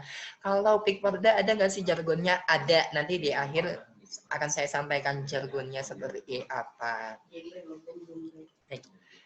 Nah, kemudian sebelum saya memaparkan secara jelas kenapa kok terlahirnya PIK Wardah. Nah, teman-teman tadi sudah diberikan penjelasan pemaparan bahwasanya terlahirnya dari PIK itu sendiri ditimbulkan dari 3 permasalahan remaja saat ini. Teman-teman pasti banyak dong mengenali dan mengetahui informasi tentang permasalahan remaja saat ini. Contohnya ketika waktu itu 1 bulan yang lalu, pada tanggal 15 Agustus ya 2020 itu kami dari Bikwarda mengadakan seminar. Nah, hari Jumatnya secara tidak sengaja saya membuka sosial media, itu ada banyak sekali permasalahan kasus remaja yang terjadi. Satu hari saya bisa mengumpulkan 3 permasalahan remaja yang ditayangkan secara eksklusif di media sosial. Artinya apa? Permasalahan remaja saat ini sangat ironis ya. Degradasi pendidikan karakter saat ini sudah mulai menurun. Sehingga kami dari Bikwarda merespon hal itu dari permasalahan remaja itu untuk menanggulangi dan menjadi kontribusi dalam menjadi agent of change ya untuk menjadi suatu perubahan generasi milenial. Nah, dari kemarin udah ada yang nanya nih Kak, Bikwarda itu apa, kepanjangannya apa gitu, apa gunanya Bikwarda itu. Nah, secara garis besar, Bikwarda itu kepanjangannya adalah Pusat Informasi dan Konseling Remaja Center of Excellence. Wardanya kepanjangannya apa itu? Wahana Advokasi Remaja dan Anak.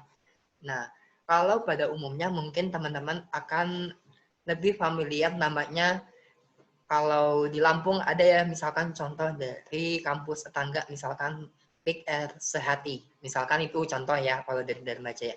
Kenapa kok kita ada COE-nya? Kayaknya di kampus lain nggak ada tuh COE. Kayaknya cuma kita aja nih. Kalau misalkan teman-teman melihat melihat yang lainnya kok kita beda sendiri. Namanya kayaknya panjang banget namanya. Ya, jadi secara garis besar kita dari Bikwarda itu juga merupakan pelopor mahasiswa pertama di Indonesia. Jadi teman-teman juga harus bangga dong masuk dari Universitas Muhammadiyah Lampung yang memiliki UKM sebagai pelopor mahasiswa pertama di Indonesia. Oleh karena itu BKKBN memberikan sebuah apresiasi ke Bikwarda memberikan gelar COE yaitu Center of Excellence. Baik. Nah, Bikwarda atau PIK pada umumnya itu menjadi tempat atau wadah teman-teman dalam melakukan kegiatan untuk menjalankan program penyiapan kehidupan berkeluarga bagi remaja yang dikelola dari, oleh, dan untuk remaja. Apakah cuma pembahasannya tentang kehidupan keluarga, tentang permasalahan remaja? Enggak juga, ada pembahasan yang lainnya yang menarik yang bisa nanti teman-teman ikutin ketika teman-teman sudah menjadi bagian dari UKM Bikwarda.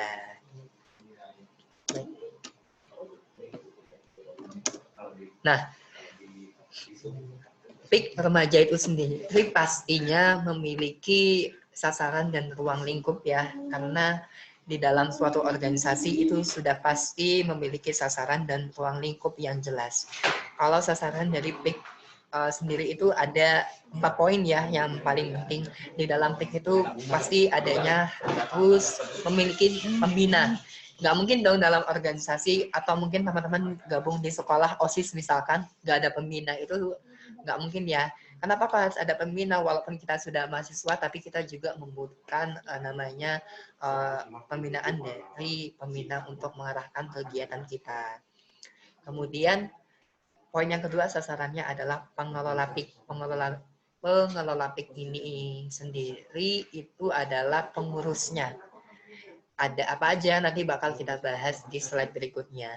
Nah, kemudian ada 2 poin penting yang harus ada di PIK sendiri, yaitu pendidik sebaya dan konselor sebaya. Karena kita kaitannya dengan pusat informasi dan konseling ya, jadi harus ada pendidik sebaya dan konselor sebaya. Nah, kemudian ada ruang lingkup yang menjadi pokok bahasan kita, yang menjadi ranah kita ini bagian mana aja. Jadi di dalam PIK itu memberikan sebuah informasi KRL atau kepanjangannya kesehatan reproduksi remaja. Kemudian menjadi wadah juga untuk teman-teman mengasah kemampuan, keterampilan, kecakapan hidup atau yang biasa disebut dengan life skill. Kemudian di sini pasti ada yang namanya pelayanan konseling. Ya. Ada pelayanan konseling. Karena kita memberikan konseling kepada remaja.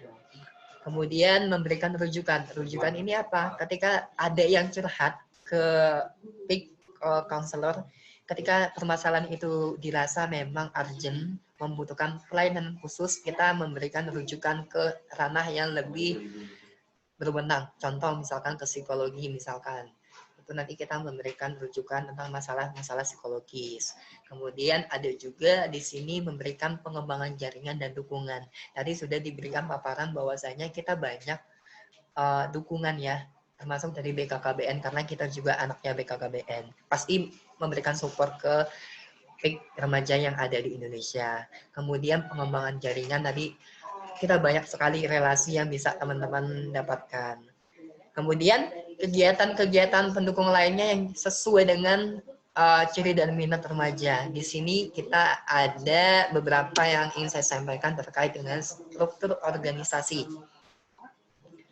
Di dalam struktur organisasi itu yang pertama selalu ada yang namanya penasehat. Kemudian ada yang namanya pembina. Kemudian ada pengurus inti, ketua, wakil, sekretaris, bendahara. Dan kemudian ada yang namanya seksi bidang. Ada life skill, itu sebagai wadah teman-teman untuk mengembangkan potensi, minat, dan bakat. Kemudian ada pendidik sebaya, itu nanti bisa menjadi seorang public speaker yang nanti teman-teman bisa menjadi seorang narasumber misalkan, atau menjadi master of ceremony juga bisa memberikan kegiatan-kegiatan, memberikan materi-materi pada kegiatan seminar. Kemudian konselor sebaya itu pastinya cakupannya teman-teman memberikan konseling ya kepada orang-orang yang melakukan konseling kepada orang-orang tersebut. Kemudian Humas dan Infocom itu kegiatannya banyak sekali yang nanti akan kita bahas di slide berikutnya, dan juga P2M. P2M ini adalah pengembangan pengabdian masyarakat yang tadi sudah dijelaskan oleh Kak Ule.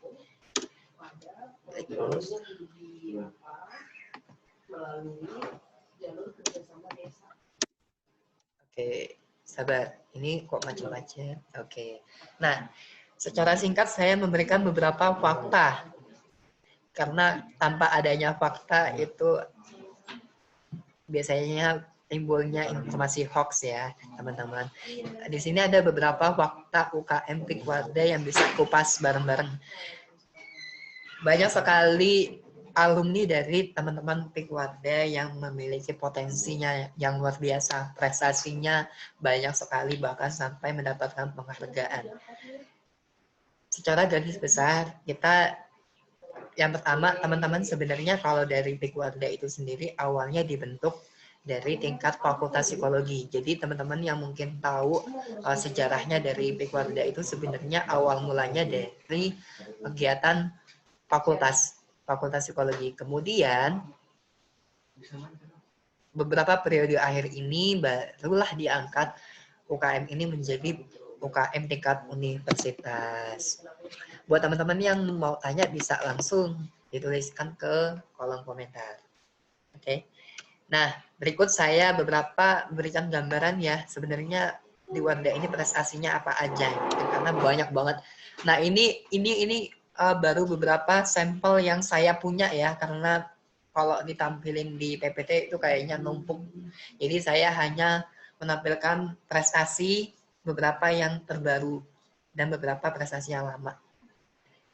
Teman-teman bisa baca sendiri satu-satu prestasinya dari teman-teman PIK Wardah. Saya bacakan beberapa prestasi yang terakhir dulu ya, mungkin di tahun 2019 ya, PIK Wardah itu mendapatkan juara 1 dan juara 2 dalam lomba BKKBN Idol seprovinsi Lampung di tahun 2019.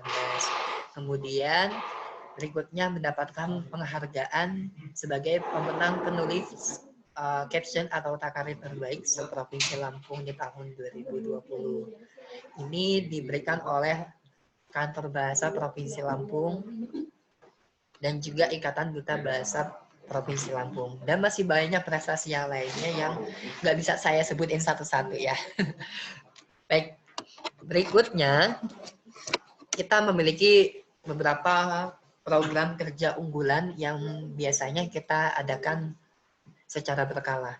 Oke, di tiap tahun pemilihan duta genre ini menjadi ajang tahunannya semua PIK. Jadi setiap PIK ini pasti memiliki kegiatan unggulan, yaitu salah satunya pemilihan duta genre. Duta genre itu kayak gimana tadi Kak Ule sudah menjelaskan. Mungkin secara spesifikasinya kegiatannya diadakan secara berjenjang ya. Jadi yang pertama duta genre itu dipilih dari tingkat universitas, kemudian akan dilanjutkan pemilihan duta genre tingkat maksudnya tingkat provinsi. Kalau misalkan teman-teman nanti menang juara 1, nanti teman-teman bisa lanjut pemilihan duta genre tingkat nasional. Nah di UML pernah nggak Kak yang masuk ke nasional? Ada dong. Salah satunya di tahun 2013 ya, kalau nggak salah. Ya 2013 itu ada yang pernah juara 1 di genre putri tingkat nasional, itu alumni UML dari kampus kita dari jurusan ilmu komunikasi.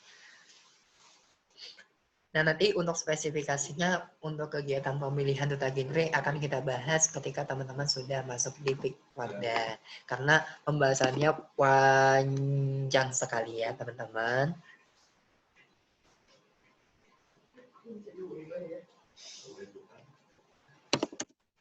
Nah, berikutnya kita kemarin tanggal 15 yang saya sebut tadi itu sudah mengadakan seminar online ya, seminar nasional online volume 1. Yang seharusnya tanggal 19 kemarin kita mengadakan seminar nasional volume 2. Tapi ternyata kemarin kebentur ya teman-teman ada pembekalan sehingga seminarnya harus kita undur. Yang insya Allah seminar nasional itu bakal kita adain di akhir bulan Oktober ini. Itu. Nah, perlu teman-teman ketahui dan harus bangga ya teman-teman bahwasanya kegiatan seminar nasional online daring yang kita adakan bulan lalu merupakan pelopor pertama yang bisa mengundang kepala BKKBN pusat. Jadi kemarin itu kami mengadakan kegiatan seminar nasional membahas soal fetish ya, tentang Indonesia ini sudah darurat yang namanya penyimpangan perilaku seksual remaja. Pematerinya kemarin kita sudah mengundang Bapak Dr. Hasoyo, Bapak Hasto Wardoya maksud saya, itu adalah Kepala BKKBN Nasional. Dan di Lampung yang bisa mengundang beliau itu adalah baru 1, yaitu Pikwarda UM Lampung. Jadi teman-teman pun harus bangga bahwasanya Pikwarda itu memang memiliki bibit-bibit unggul yang bisa memberikan kontribusi ya. Kemudian kita juga mengundang Dinas Sosial Provinsi Papua. Waduh, gimana ceritanya ya kok kita bisa mengundang Dinas Sosial Papua padahal jauh sekali itu. Dan itu kita memiliki akses. Kita ke sana itu bisa punya akses yang luar biasa. Jadi teman-teman perlu diketahui bahwasanya memang kegiatan seminar kemarin itu banyak sekali respon positif dari Forum Gender Lampung, kemudian Kementerian Sosial kemarin juga hadir ya di acara seminar kita. Nggak hanya itu, kemarin juga kita langsung mengundang Duta Genre Indonesia yang langsung juara di nasional di tahun 2019, yang saat ini menjadi Ketua Forum Genre Lampung. Selain itu, kita juga mengundang satu lagi psikolog ya dari dosen kita di psikologi, yaitu Ketua Program Studi Fakultas Psikologi UML. Nanti di volume kedua diharapkan teman-teman bisa ikut kegiatannya, karena pasti asik banget nih kegiatannya. Dan sedikit bocoran teman-teman, yang kita undang di volume kedua ini bukan mahasiswa Indonesia, tapi mahasiswa Indonesia yang kuliah di luar negeri. Di mana tempatnya? Itu nanti akan teman-teman ketahui ketika teman-teman sudah mendapatkan informasi validnya. Oke. Berikutnya program kerjanya masih ada lagi nih, yaitu kegiatan konseling yang dilakukan oleh konselor ya. Jadi teman-teman yang nanti masuk ke dalam jajaran bidang konselor itu nanti akan melakukan kegiatan konseling ya. karena kita kaitannya dengan Pusat Informasi dan Konseling Remaja. Baik, berikutnya, nah, ada pengembangan minat dan bakat, yaitu biasanya disebut dengan life skill ya. Kemarin sempat ada yang tanya, Kak, bakatnya apa aja sih yang bisa dikembangin Pikwarda? Banyak banget. Yang pertama, bidang seni. Kemarin kayaknya ada yang tanya ya soal seni. Ada. Kemarin seni dari UML Lampung, dari Salosong ya, kita juara 1 dan 2. Merebut piala umum ya kita kemarin.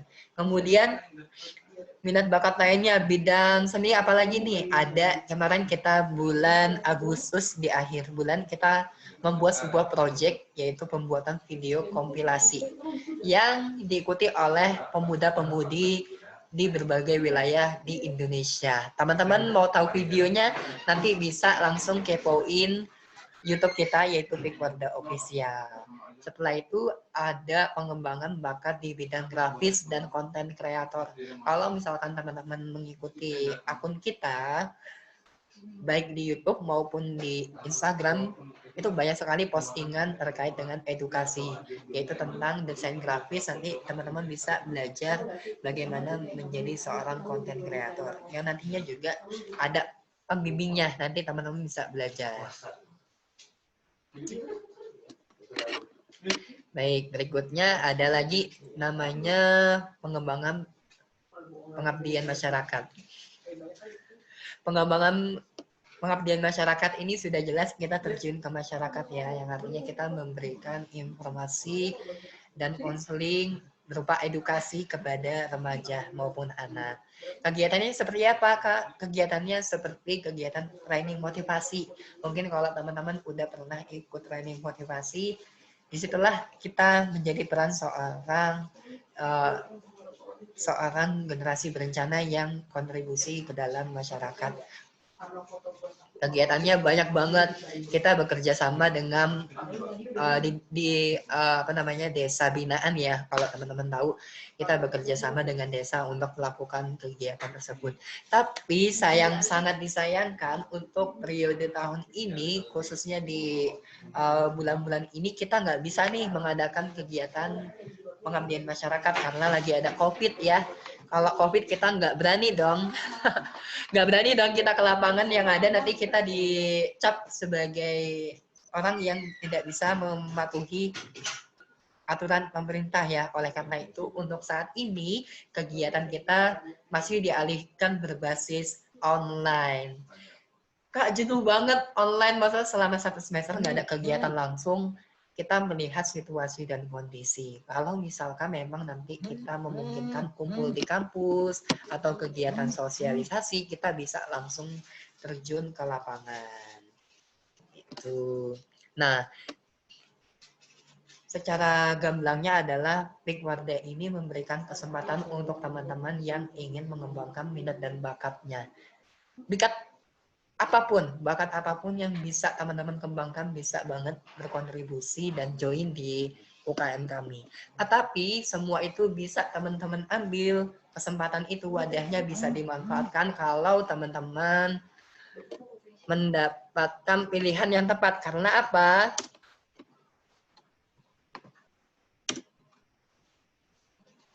Hidup itu adalah pilihan, teman-teman.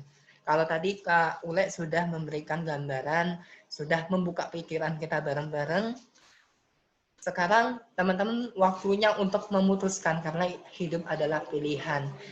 Keputusan yang teman-teman ambil, keputusan atau kebijakan apapun yang teman-teman ambil akan berdampak positif maupun negatif di masa yang akan datang.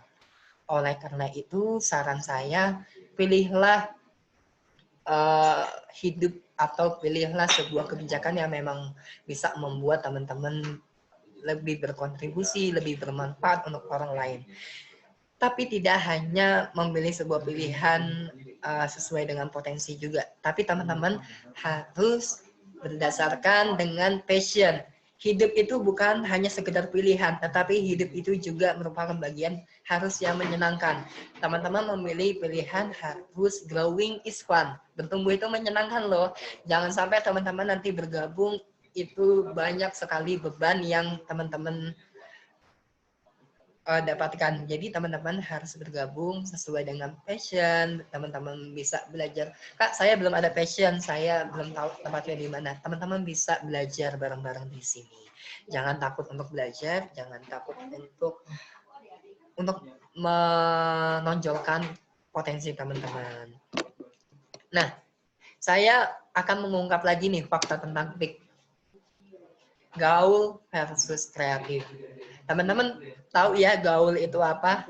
Setiap kita memiliki definisi atau makna yang berbeda tentang gaul versi PIK maupun versi teman-teman sendiri. Mungkin teman-teman bisa jawab di chat, sebenarnya gaul itu apa sih? Teman-teman bisa mulai mengenal ya PIK itu apa. Oke, bentar lagi akan kita skip. Hidup itu adalah pilihan. Teman-teman bisa gaul tapi nggak kreatif. Teman-teman bisa memilih ini. Teman-teman juga bisa memilih nggak gaul tapi kreatif. Teman-teman bisa memilih nggak gaul tapi nggak kreatif. Teman-teman juga bisa memilih gaul tapi juga kreatif. Gimana caranya? Teman-teman ambil jalan yang tepat. Oke? Karena hidup adalah pilihan. Oke. Gaul versi saya, gaul versi teman-teman itu beda-beda. Gaul versi saya mungkin bisa lebih banyak teman, banyak. Ada juga yang mengatakan gaul itu karena banyak follower ya, atau kekinian. Kreatif itu apa? Kreatif itu orang-orang yang menyukai tantangan, mudah beradaptasi, mudah berpikir kritis, dan suka bertanya. Nah, kita punya jargon namanya AHA. AHA itu ada artinya anak hebat. Kalau saya tanya AHA, teman-teman bisa menjawab fantastis, AHA, AHA, AHA, yiha. Karena adalah anak aset bangsa. Jadi kita harus mengapresiasi anak supaya bagaimana caranya mereka bisa bertumbuh kembang sesuai dengan potensinya masing-masing. Aku bukan robot, artinya adalah teman-teman yang kerja bisa memanage waktu. Kalau ada yang memilih UKM-nya lebih dari 2, milih lebih dari 3, disilahkan, diperbolehkan. Tetapi teman-teman juga memikirkan diri sendiri. Karena teman-teman bukan robot yang bisa bekerja 24 jam, tapi bagaimana teman-teman bisa mengikuti kegiatan yang tidak banyak, tetapi menghasilkan sesuatu yang bermakna gitu ya. Setelah ini teman-teman bisa berbicara tentang diri sendiri, sebenarnya saya arahnya kemana. Dan informasi terakhir dari saya ini tentang pendaftaran ya, karena hari ini masih ada pendaftaran. Jadi untuk persyaratan ketentuannya itu gampang banget, yaitu teman-teman hanya yang penting aktif di kampus, kemudian mengisi link, kemudian mengumpulkan foto, kemudian pendaftaran ini tidak dipungut biaya apapun, kemudian teman-teman bisa follow akun Instagram maupun subscribe channel kita, kemudian kalau punya prestasi bisa dituliskan di linknya. Oke, kalau ada kendala teknis bisa dihubungi admin ya. Are you ready? Harus siap. Siap nggak siap, teman-teman harus siap. Oke, mungkin saya...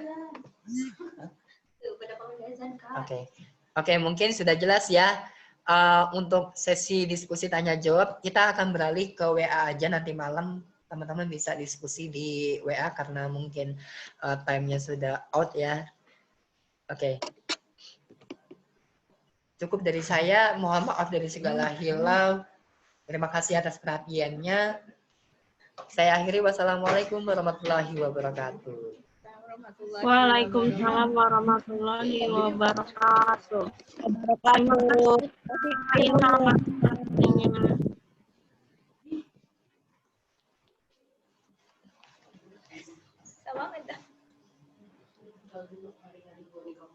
Oke, terima kasih untuk Kak Ilham karena udah menambahkan poin-poin yang mungkin tadi belum ditambahkan sama Kak Ule, dan itu pastinya menambah semangat kita banget untuk oh ternyata aku nggak salah loh ikut di PIK ini gitu. Dan tadi dari komen-komen teman-teman ternyata aku bisa ngembangin skillnya kita gitu.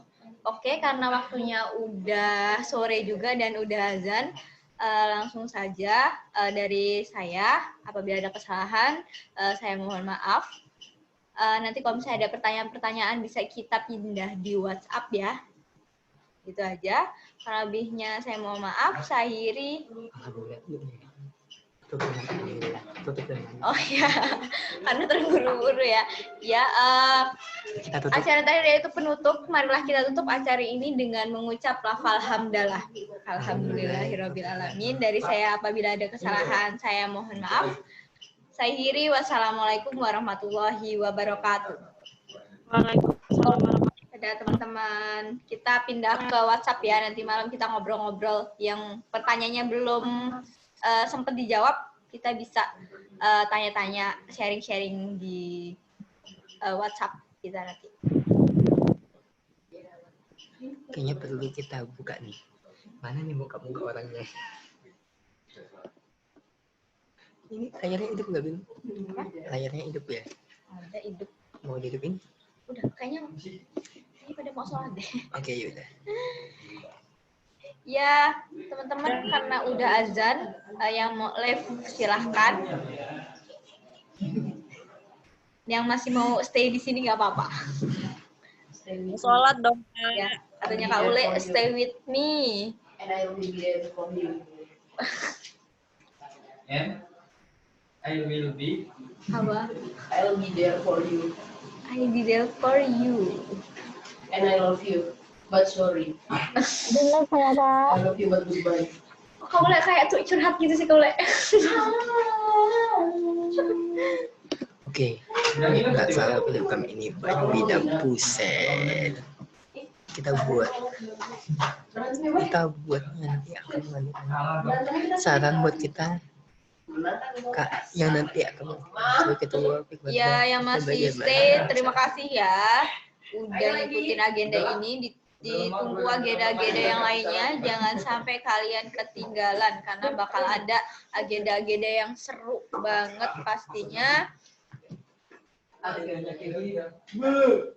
Gimana caranya nih biar bisa gantiin kayak bisa mau digantiin. Siapa?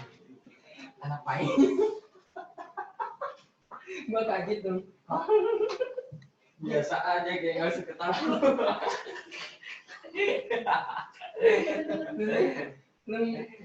Lipatin aja ya kayak Sam, matiin aja. Lipat.